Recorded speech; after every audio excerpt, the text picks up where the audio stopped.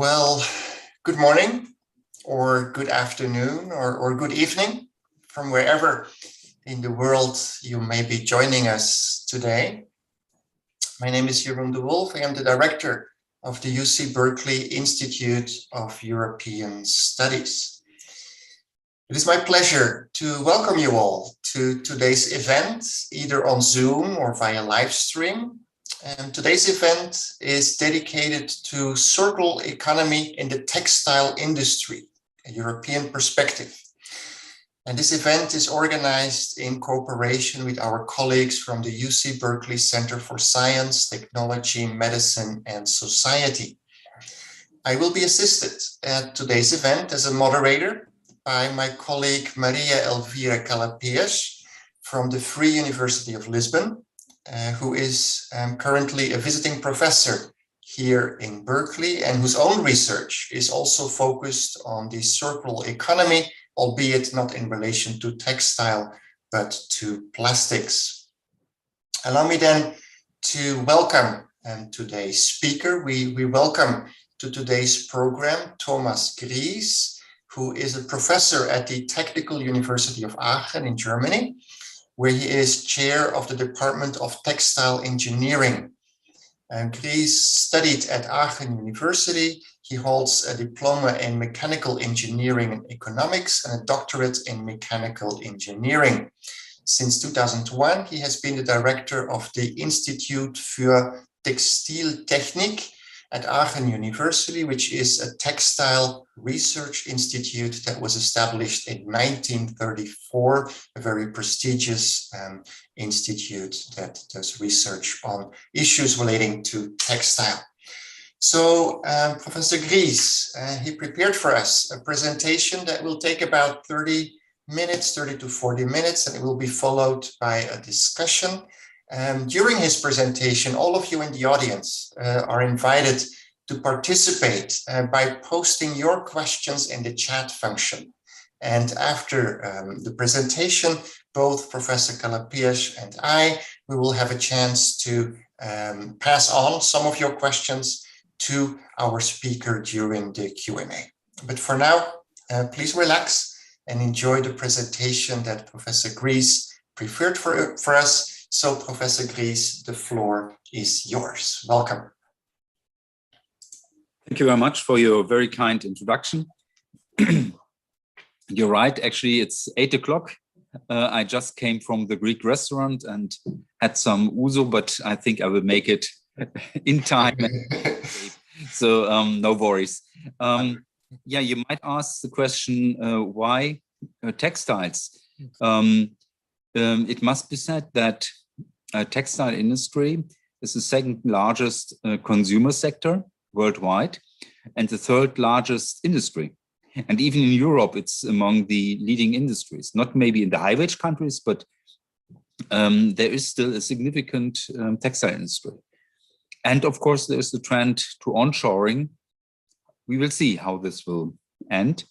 But anyway, it must be said that the recycling rate in textiles is pretty low. Some experts say it's around 1%. And exact data you will not find because textiles is more than what you wear. So it's a cross-sectionary material. You have it in diapers, you have it in automotive, in airplanes. Every windmill, the large one, consists of 30 tons each blade of glass fibers. And all those materials have, of course, different value chain, different kind of stakeholders, users. So that is, when we say textile industry, it's not one industry. It's more of kind of material. I will show you later. I will give you also some hints about this date. Of course, there is a trend in Europe to have circular economy, let's say in political horizon, which means 5 years. The question is how it will become reality. Although technologies have been used in textile recycling, for example, in wool for 100, when not even 1,000 years, and sometimes we use those old technologies, but the challenge is not the technology itself, it's more how, what is the value of good for us? and what is the value of circular economy. Because just to say, it's not new. So when I started studying textiles in the 80s, we had oil crisis, we had already a green movement in Europe, and also my attitude was to work on circular economy. And there were waves, I would say, every 7 to 10 years, but they failed up to now. 1% is the reality. And the question is, how can we overcome? So some words. Yes, I'm the director of the largest institute at our university, largest chair, sorry. We have almost 400 employees under my directorships and 110 doctorates. We don't call them PhD students because they're full positions. They are responsible for the project. It's the German way of engineering doctorate, which is different from PhD. No PhDs, they are doctoral researchers. But it goes beyond. So you see on the bottom, always International Center for Sustainable Textile, how it comes. Because the ITA is not the ITA anymore, founded in 1934. It is today the ITA Group, which consists of an industrial part, commercial part, ITA GmbH, Public Limited. We have also research bodies like ITA Augsburg, dedicated to recycling. In the audience, there's Armand Kriechel from ITA Augsburg, who supported me, actually, who made most of the presentation. And in Augsburg, we are concentrating the mechanical recycling, because textiles made mainly of polymers can also be chemically recycled.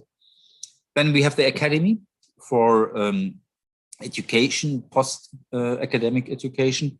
We have the APS for automation in general, and other members. We have also an office in Turkey.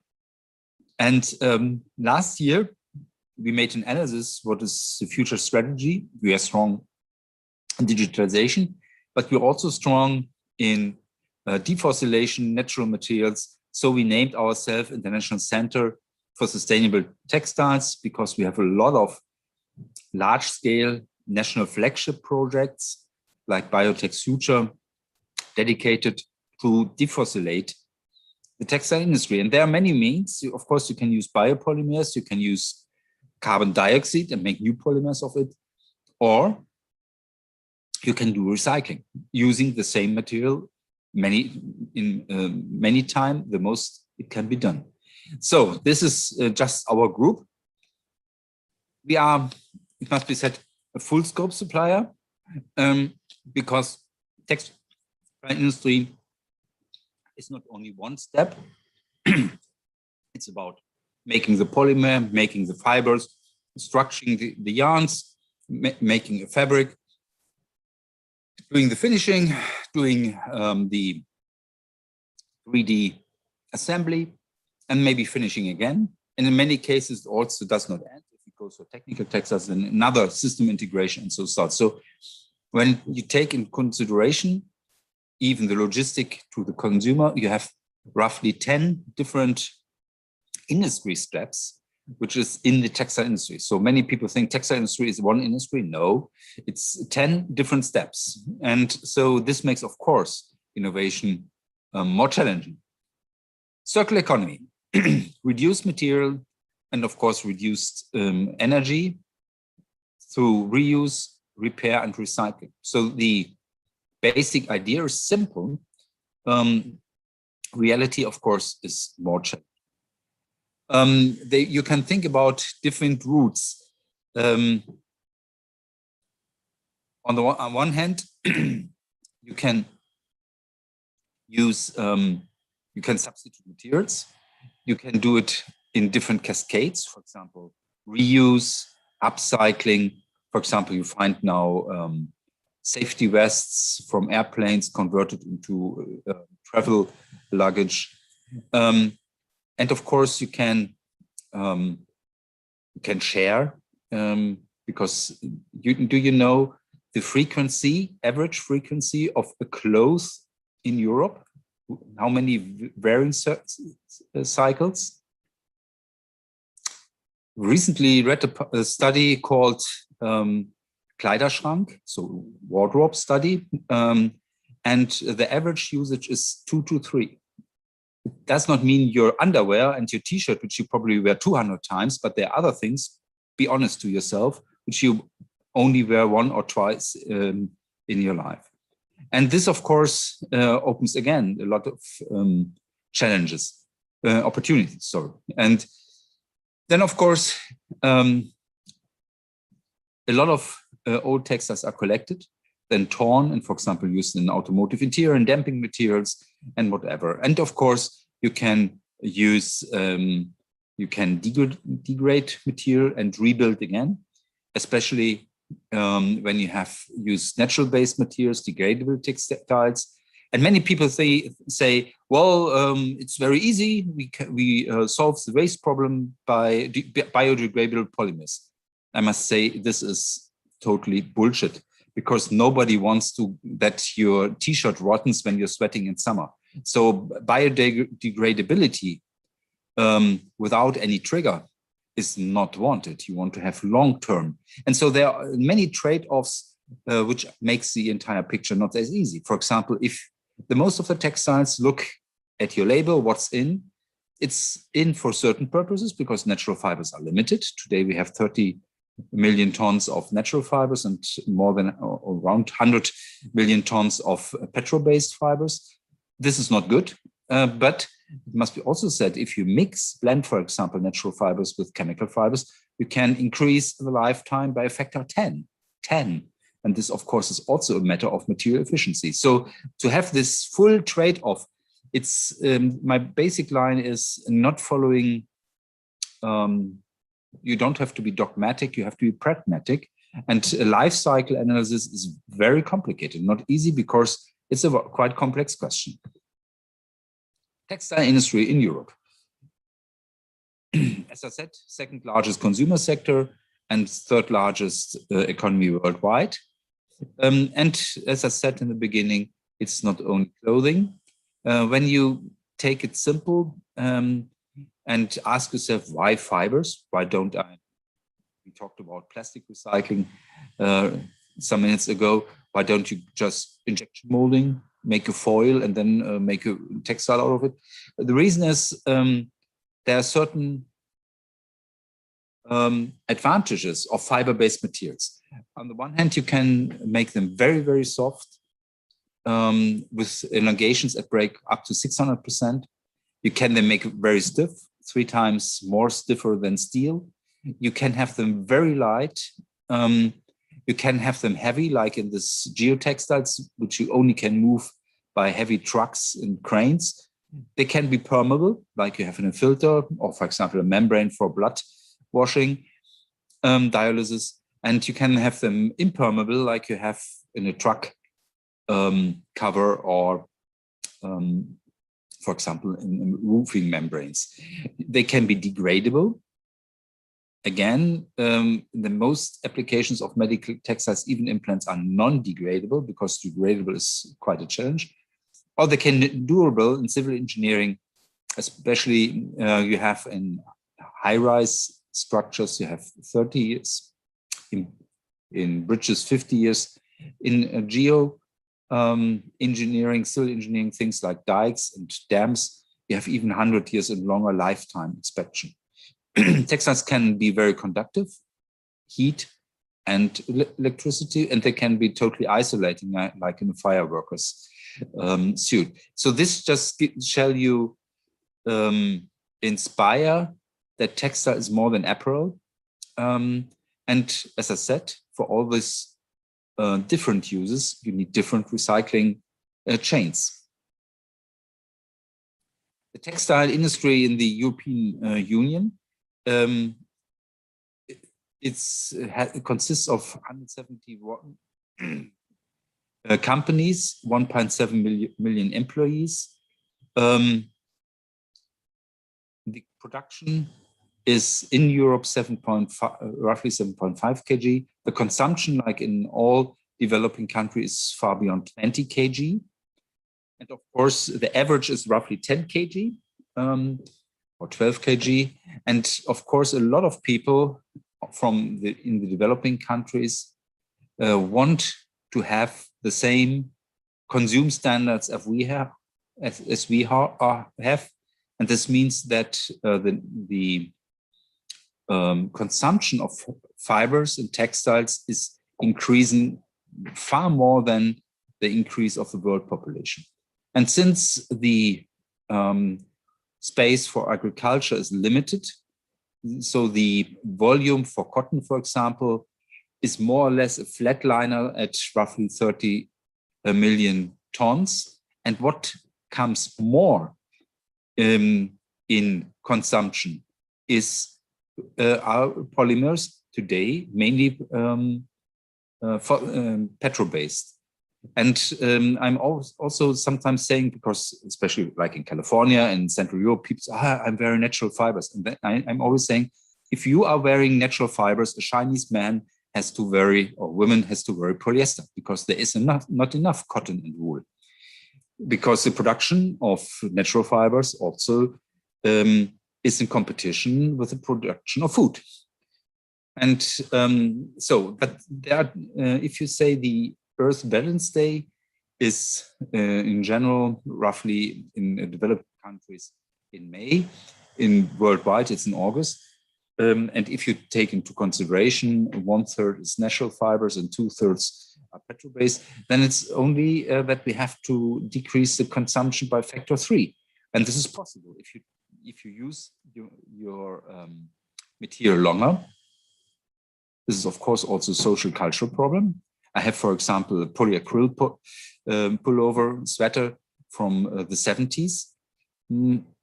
Well, I don't wear him even in the garden for gardening, because the neighbors might look strange to me. And this is a kind of cultural setting where in most cases you don't use the textile till the final end. So this is one room for improvement. Recycling is a room for improvement, and of course, moving away from fossil-based. This is, of course, a topic for itself. I will concentrate on circular economy today. Yeah. This is, of course, linear economy. We take virgin feedstocks, we make polymer out of it, we use it. And then, especially in Europe, especially Germany, many people think, well, I carry my textiles to a collecting box. It must be said that this economical model is at the moment not working anymore, because the business model was based that those collected wastes were classified. The good clothing went to Africa, the worst clothing went to India and Bangladesh and were torn. And many countries in the world do not allow this anymore because it suppresses their own textile industry. And so export of waste in many countries, even to China, which is the largest textile producer in the world, is not allowed anymore. And it's only a very, very small percentage.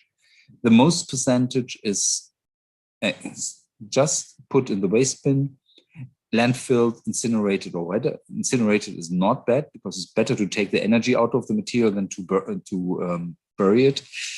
But at the end of the day, it's only 1% which is really in the recycling group. And this is compared, for example, to paper, which is in Germany more than 80% recycling quota. Very low, very low. And there are reasons for that. The main are logistic ones. To get a sufficient amount of uniform waste, which allows economically recycling, is quite a challenge. Yeah, the vision. So the thing is, can we design the textiles for recycling so that recycling is much easier? This, of course, as I said, has to take into consideration also the trade-off against long durability, comfort. For example, today, in most of the chinos and jeans, there is a content of elastane. Why?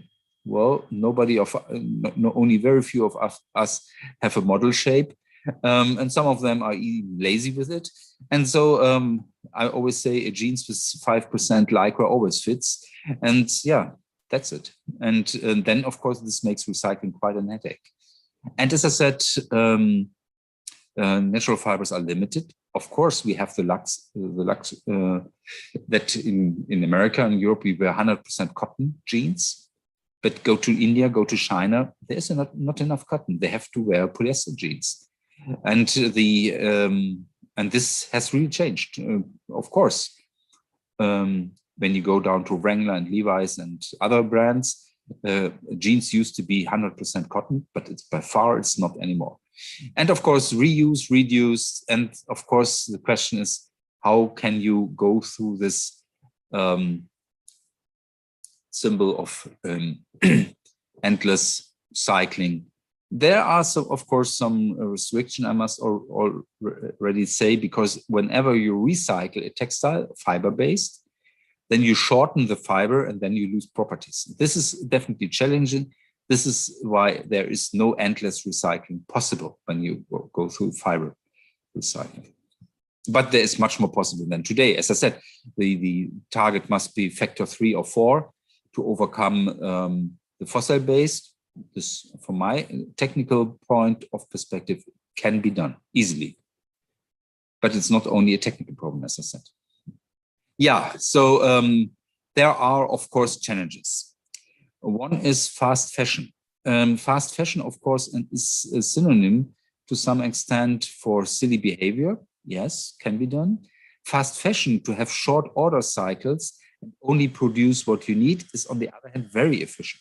Do you know what is the losses in retail? So what is produced and what is sold? The typical loss in the value chain from the end of production to the point of sale is 30 to 50%. In retail, mail ordering is up to 50%.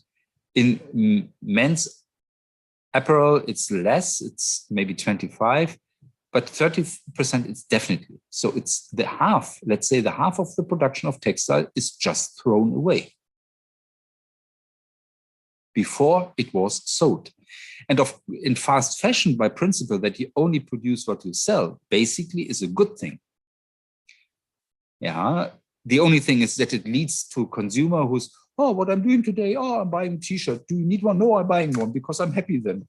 And so this kind of emotional sales, which has a real demand, leads to this negative impact on fast, because fashion is always available to a very cheap price. If you go to a consumer panel and compare it from today to the 70s, the percentage of income used for clothing, also for food, unfortunately, is more than half, even a third of what has been consumed in percentage of the usable income. So fast fashion, material diversion. Of course, again, this is a challenge when you do recycling, because even if it is 100% jeans, you have those nuts and bolts in order to make them strong and durable. You have zippers, you have bottoms. The more functions you want to integrate, the more you have. Whether you need it or not is a question. But of course, it's maybe better to have a zipper more, and therefore you don't have a bag. So whatever. So and of course, you have a high, as I said, functional mixture. Some of it's, you can say, well, it's not necessary, but others need, for example, especially blends, wool with polyamide or polyester, cotton with polyester, lead to a much higher durability. For example, if you have a polyamide sock, and you have well-treated food skin, then it can last 2 or 3 years. If you have a cotton sock or viscose sock, it only lasts some months. So what I want to say is that petrol-based materials or polymers are not necessarily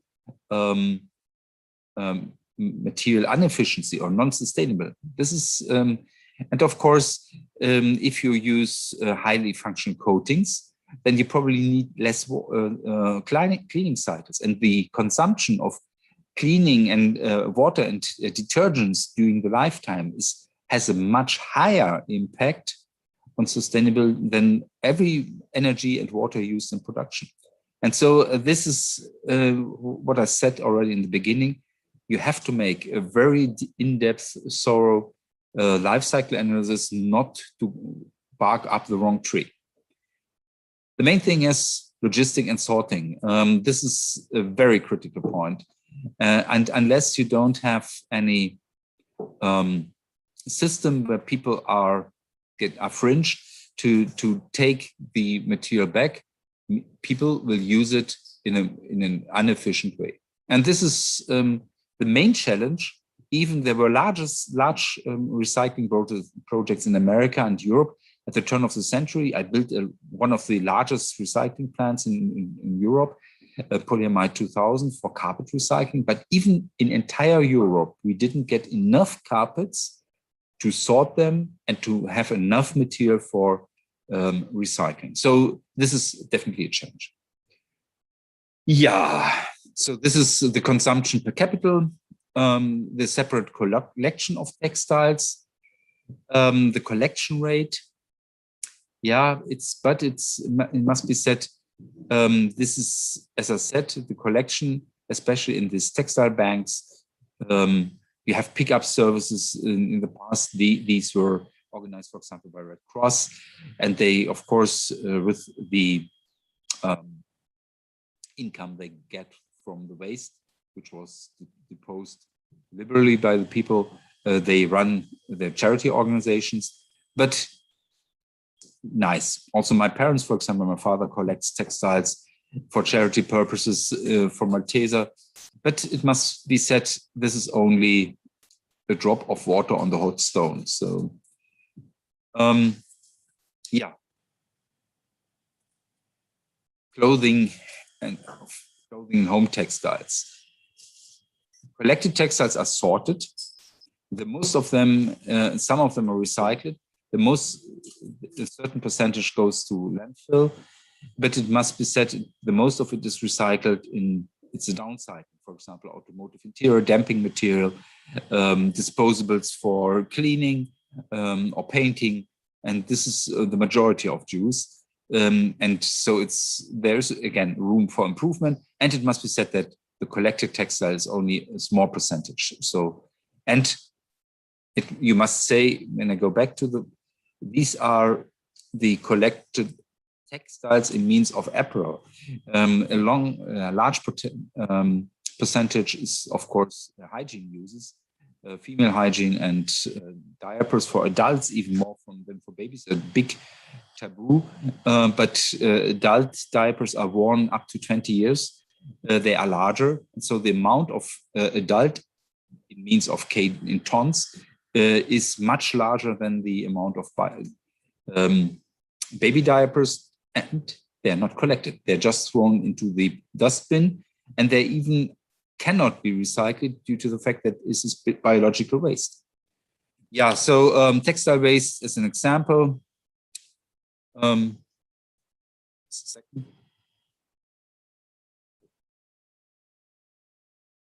So this gives you the textile waste used in Germany in mixed waste, production waste, hygiene waste, textile from construction waste, for example, damping material, isolation material, which is taken off, textile flooring, which is the most uniform single source of recycling, and other technical textiles. So this could be, so this is amount which is available at waste, but not yet used as waste.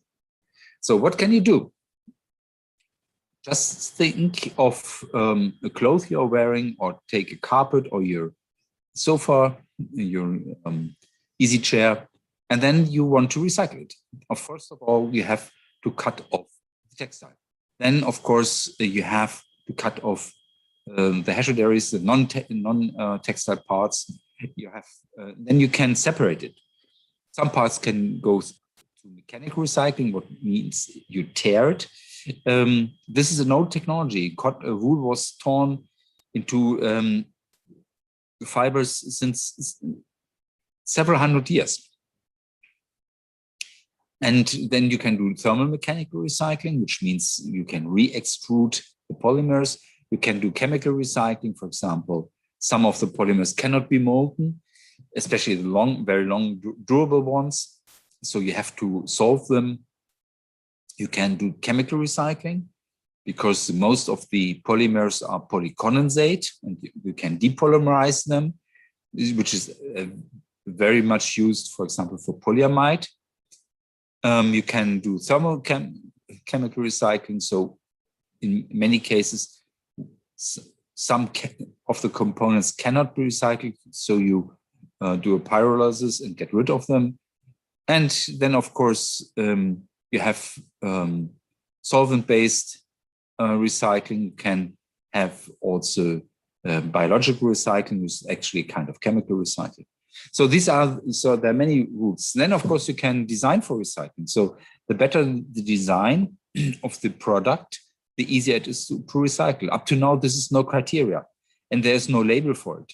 And how shall the customer, even if he is green oriented, how shall he justify that the textile he's buying is recycling friendly? Yeah, of course, the production. And of course, this can then go into new products. So what I want to show with this picture, even if you talk about recycling, it's not just one process, it's an entire bunch of processes and processes. Yeah, challenges. If you look in your label, it's a kind of categorization, but it does not say, is it fiber blended, polymer blended? So when it says 55% polyester and 45% cotton, it doesn't show the auxiliaries, it doesn't show the treatment. So this is, of course, one topic for cloud-based or blockchain-based data services, but not yet available. And of course, you find it actually in textile services. So rental clothes for industry and corporate wear. So they have in many cases in Europe RFID chips, but in all other cases, the RFID chip, which is roughly at the height of 10% of the production cost, is for that reason not in the product because nobody pays for it. Yeah, these sorting boxes. As I said, it was a good business model till the last 5 years, I would say, end of the last decade. Now we have a lot of workshops with the runners, who do this boxes because they are not economically feasible anymore, because the material streams to China, to Africa have been blocked. Mechanical recycling. We have projects on that. How can you prepare to have a high fiber output? And then how can you deblend the materials? So there are several projects working on that. Either taking the blend as it is, because if you want to separate, you have to put in a lot of energy, of course, and others, or you have to get rid of one component, and others separate it. For example, you can solve the cotton and use it, for example, for paper production, as one example. So there are also a lot of unconventional projects on chemical recycling. This is a project dedicated to polycondensates, which mean building up the polymer, water went off, which condensates. This is where the name comes from. And of course, if you put water or glycol into it, you can depolymerize. This is very used for polyamide 6 recycling, which is in carpets, but you can also use it for polyester recycling. Partial glycolysis is the word for that. Yeah, separation. Polycotton, I already meant it. This is a name for that. Even in 100% cotton product, like jeans today, we have lycra, we have polyesters. And the question is, how can you get rid of that? And how can you probably separate it? And you can either degrade the polyester or you degrade the cotton. Both is possible. yeah, some projects of us. So I think you have got now an idea that recycling of textile is not easy because it's not a one material product, it's a complex product. For example, the suit I'm wearing, a suit, trouser for a suit has 84 parts. The jacket has 120. So, and these are of different materials, of course. So they have viscose and so on. I don't want to go in detail. So this is just one example. You have diapers, you have car interior, you have filters, you have diapers. And the question is how to do it right. And as I said in the early beginning, there is not only one street to Rome, there are many ways. And due to the complexity and to the variety of technologies available, it is rather complex and cannot be done in a linear manner where you say, I want to develop, I have a requirement profile, and 1 year later, I have the solution. It's not that easy. What we invented is the so-called recycling atelier. What does it mean? Just imagine you have a big bag, 1 ton of waste, production waste, post-consumer waste, carpets, damping material, whatever, and what to do with it. And the recycling atelier is a kind of agile makerspace where you can come to. The first step is that we analyze what's in, because in many cases you do not know. Of course, it's polyester, but which polyester? It's polyamide, which polyamide? Because it's not only one polyamide. It's polyamide, and polyester is a name for a group of polymers. And so these kind of analysis can be done. Also, there's a station for quick analysis of the value streams. And there are also basic machines to tear, to cut apart, to do respinning, and these kind of things. How does it look like? The aim is, of course, to solve this. It's an open innovation platform. So the owner is the University of Applied Science in Augsburg and our institute.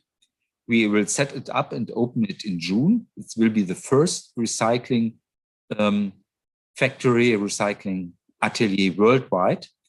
It was said in a national study 1 year ago that we need something like that for recycling. And then I said, well, then we have to be the first who has it in textile. And there is no other textile recycling atelier or no recycling atelier up to now. Of course, being the first it's always a race. No position is safe. Open innovation. So 2 owners. Then we have partners who have different membership models. And yeah. And the industrial research group is just a network for it. The network to work on solutions for man-made fibers. And the challenge is, of course, the regulation will be stronger. So we will have in Europe in 2025, the EU has to collect used textiles separately. There is also a take-back law. And of course, this is just political driven, because the industry does not have any solution for it, to say it very clear. And then, of course, the question is how to do. And this is enormous pressure. And we want to have here the recycling atelier. I hope I want to show you the picture. Sorry, I have to. This was blended out for some reason. Do not know why. So I have to show you this. This is what I meant is the recycling atelier. Here you have different stations which you can use for solving the recycling problem. You make a material analysis here, what is in. Then you have this kind of sorting. You have a kind of preparation, so you can tear and cut it away. You have an area for workshops where you can discuss in a multidisciplinary way what to do with your waste. And you have a small spinning mill to make yarns again out of it, a card. And so this is basically the setting for the recycling atelier. And as I said, it will be open in front of the Textile, which is the leading technical textile fair worldwide in June. And the team in Augsburg is very eager to hit this deadline, and that we will open in June the first recycling atelier, recycling workshop, makerspace worldwide. So thank you very much. It took me a little bit more, but I'm very much open now for questions.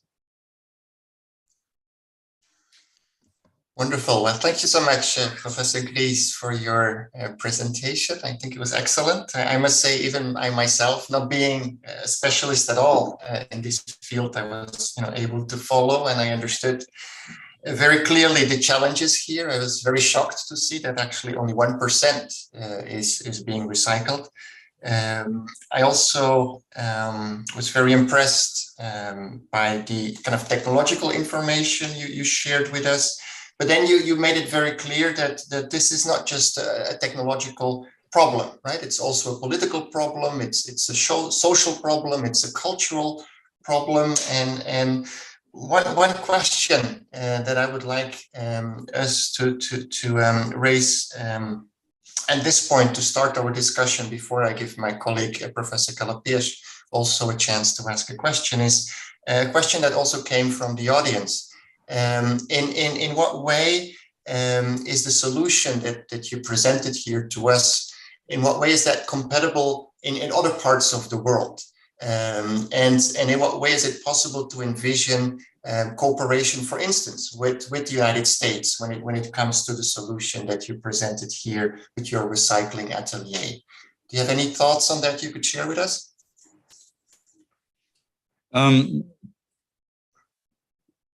Basically, I think there are many questions. I think basically there's a room for having such a kind of infrastructure in every larger economical sphere. For example, like North America or South America or Middle East or whatever, India. So because you have to have an interdisciplinary approach. And this means, of course, to some extent that you have to talk. And so language is also a topic, and you don't want to take your waste and travel around half the world. And of course, with recycling, also want to have onshoring again and so on. So there's several reasons why I'm very optimistic that there is room for more than one recycling atelier.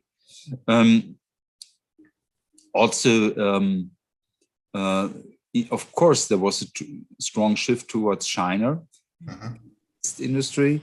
I hope that there will be also a trend back. Let's see. In pure economics of scale, this will never happen. For example, do you know what, for example, a shirt, which you buy, this shirt you buy for 50 euros. It's a typical men's shirt in Europe, high quality, cotton. Do you know what it costs in production? Just say a number. Maybe half, a third? No, 2 euros. €2.50 maybe when it's wrinkle free. And so, this is how today the purchasing of products is decided. There's a value chain, there's overproduction, there is a large department stores which have to have every product available. And so in the classical means, if you have, for example, recycling material, which you produce in a smaller amount, maybe in a small micro mill, which has at the end production costs of so the 2 euros to make it simple, or €1.50 for easy shirt, is 1/3 is material, 1/3 is product labor, and 1/3 is capex involved. And if you have a recycling material, I would say you produce a recycling material in a small amount, it will cost maybe 10 times more. Then it's still, the shirt does not cost more than 6 or 7 euros. So it's still cheaper than 50 euros. But if you just bring it to the value chain where you make the most efficient fiber, the most efficient yarn, the most efficient fashion, the the cheapest labor in production, and then you will never ever become sustainable and circular economy. You have together with the technical solutions, you have to change the consumer behavior. You have to find different value chains models. As it is done today, it will never become green. We had these dreams too long, but of digitalization at that point is a big challenge, because if you're connected with your recycler, if you know what you get, if you get more data, because the small label is too less space to get information, not only about the material content. This is too simple, because polymer is not bad at all. It's only the way how we use polymers. But if you don't get no information that, for example, the T-shirt has a lifetime expectation of maybe 10 years or 20 or whatever, these kind of things are also sustainable, recycling. And so you need, let's say, a digital twin, not only for the ease of recycling processes, but also for information of the consumer and so on and so on. Yeah. So there is a need for different business models. And at the I get always asked in these rounds, will everything be more expensive? I say, not necessarily. And on the other hand, why is a chino, for example, since 20 years, 99 euros? In these 20 years, the factor costs have doubled. So this is a pre-programming of course, non-sustainability. And why not paying for a clothes more, and then of course it's more valuable for you. So, but this is if you come to that point, this will change total society perception. But let's take it like this: you can do the same shirt, the same product for the same price, but then you have to change the value chain. Yeah, thank you. Let me pass it on to my colleague, Professor Kalapias, for the next question. Thank you very much, Professor Guis. I enjoy very, very much your talk, and it looks like you studied this topic for a long time, because indeed I heard you and you integrate a lot of concepts. I have a lot of questions for you, but of course maybe you don't have time. But I would like to stress emphasis this idea. In fact, the circular economy is a concept seen by many as a novel pathway to sustainability. This circular economy can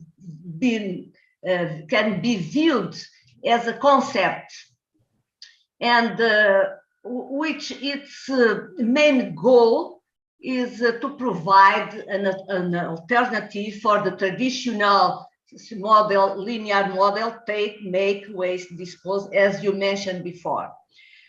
Also, circular economy promotes, as you mentioned, closing loops in industrial systems, minimizing waste, reducing raw materials and energy inputs, and so on. What I'd like to ask you, considering that circular economy is a pathway for sustainability, and these two concepts are increasingly gain attention with academia, industry, policymakers, governments, agency at local, international, and level, that the similarities and the differences between both concepts, it looks to me a little bit ambiguous. So, in your opinion, what are the main conceptual similarities and differences between sustainability and circular economy? Conceptually, what are the differences or similarities? Are some influences over, for instance, the supply chains, the business models, and innovation systems? This is the first two questions that I would like to hear you, because when we talk about sustainability, we think about future generations, and reducing the environmental impacts. So please let me know what you think about these two concepts, very strong concepts that are gain attention and in nowadays in several places and atmospheres and so on.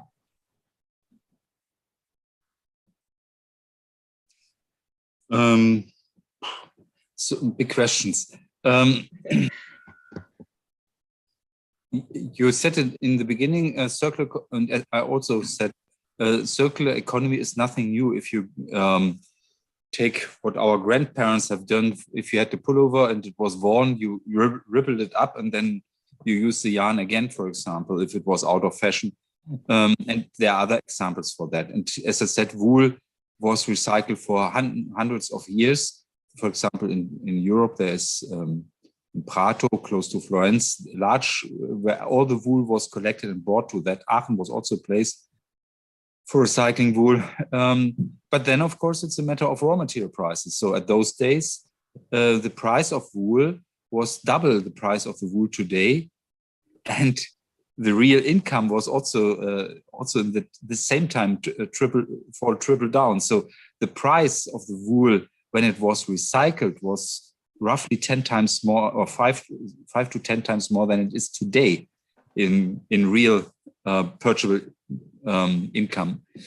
And so this is, of course, this shift in prices makes the margin even more challenges. And this then it brings me back to the business models. There are some business models can be seen. For example, in Köln, there is a shop called Lieblingsstück, my lovely piece. So where you can bring it back and it is upcycled, and so young generations are proud to not to buy new stuff, but to buy high quality. Yeah. So these kind of things, it's this of social pressure. But again, we have to be honest against ourselves. This is something you have in the Bay Area and maybe in Cologne and Berlin and Paris, but not in rural Germany and not in Texas. So, okay. Or in Wichita. And I hope this was pretty correct. No, I'm just kidding. This, and of course, you have now Ukraine war, which is sad. The price of oil jumped up. And everybody, of course, gas and traveling. For a real sustainable change, I would love, I'm a bike cyclist, so I would love that gas price and the petrol price quadrupled or 5 times higher, because then there is enough economical pressure to not to spoil raw materials, because that polymers are used as a disposable or one-way product is only because the price of the oil is as low. If it would be 5 times higher, then everybody would consider recycling. We have calculations when I was young engineering for recycling, re-extrusion. It was difficult to make it economically feasible because the margin against virgin materials is too low. And also there, it must be said, there is also a market for recycling raw materials. So for example, when you buy now a functional shirt of recycled polyester, it's not recycled t-shirt polyester, it's recycled bottle polyester. That in some parts of the world, even bottle ship is produced into bottles and then scrapped into polyester, that somebody can say, I have a recycled product. So this is how silly sometimes economy can be.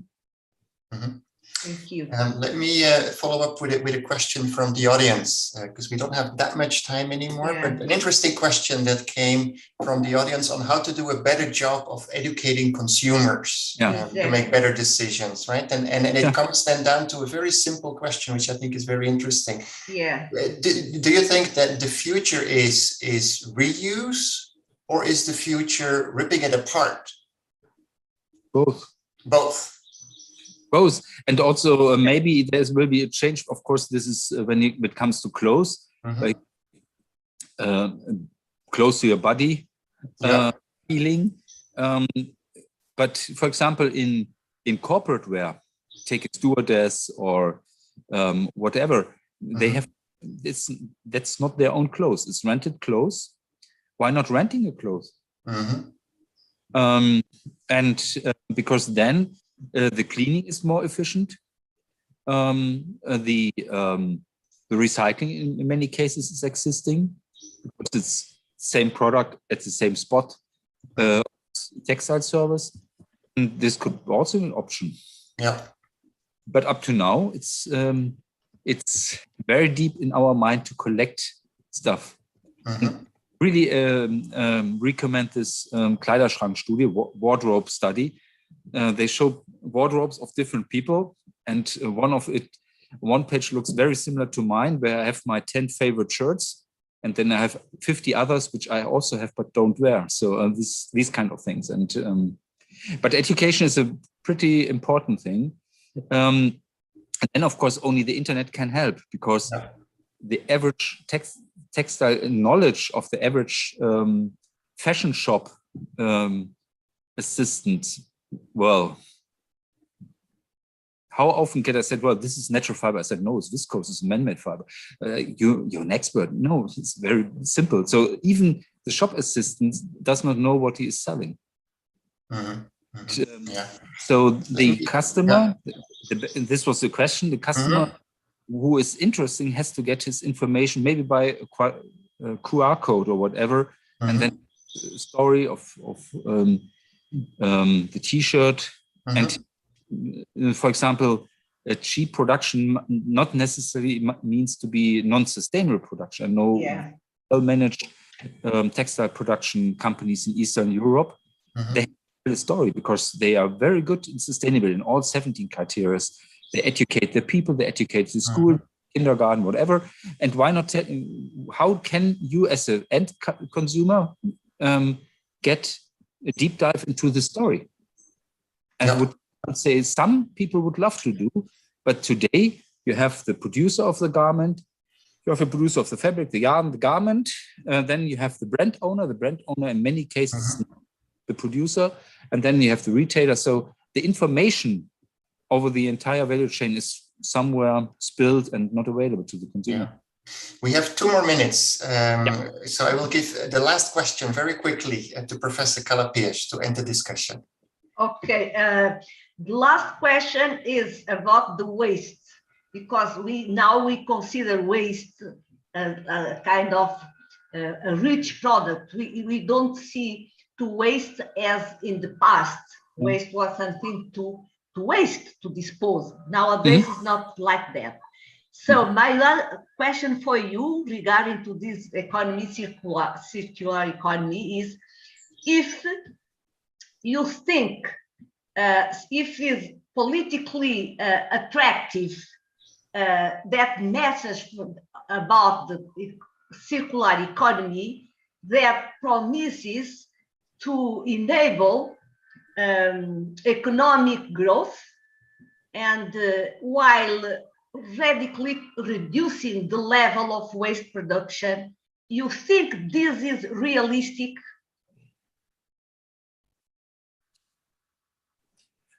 But yes, but not in a shorthand. Every big journey starts with a small step, and we have to encourage those who do already. There are solutions around which you do not see and nobody knows. For example, Aquafil in Europe is doing, I think, 60% of their polyamide is recycled already. And so there have to be these kind of success stories which are already there. And then, of course, as you said in the chat, you have to change the mindset of the consumer by those and talk about that. Exactly. Very good. Unfortunately, it's 12 o'clock, at least here in California, it's 12 o'clock. Let me then at this point thank everyone in the audience for being with us today. Would like to thank my colleague, Professor Calapias, for being with us for the discussion. But of course, the biggest thank you goes to our speaker, Professor Gries, for an excellent presentation. I must say, I learned a lot as a non-expert. I also was very impressed about your vision, the recycling atelier, And I hope this is the beginning for a discussion that we can potentially continue in the future and see if also there is a possibility for more connection and collaboration here with us in the United States. So a big thank you to all of you, and I hope to see you all at a future event here at our Institute of European Studies. Thank you all, and good